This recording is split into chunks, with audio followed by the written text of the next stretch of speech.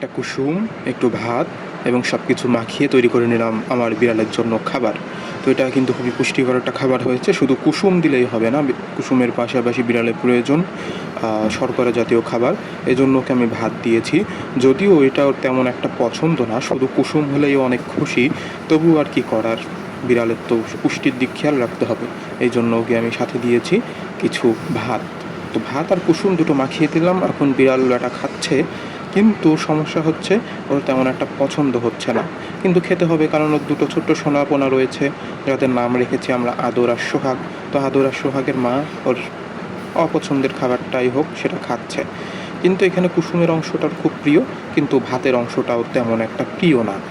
তো যাই হোক, ওকে আমরা খেতে দিই, ওকে তেমন একটা ডিস্টার্ব করবো না। ও মনে হয় একটু ডিস্টার্ব ফিল করছে, বারবার আমাদের দিকে তাকাচ্ছে। যাই হোক, খেয়ে নাও ছোট্ট সোনা, না খেলে তো তোমার ছোট সোনাপোনারা পুষ্টি পাবে না।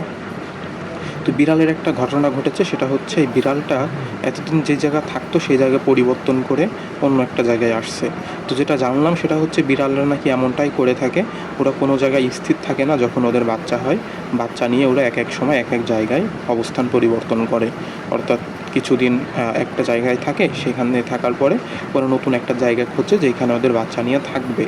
তো এই জন্য দেখলাম যে আমাদের বাসায় একটা জায়গায় কাপড় চোপড় রাখা থাকে ভাঁজ করে, ও ঠিক সেই জায়গায় বিড়ালের বাচ্চাগুলো নিয়ে ওখানে চলে যাচ্ছে।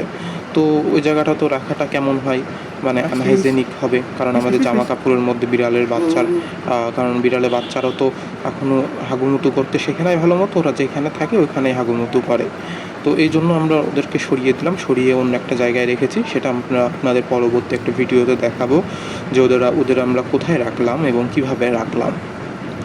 তো বিড়ালের আর ডিস্টার্ব করবো না। হ্যালো বিড়াল, তুমি তোমার খাবার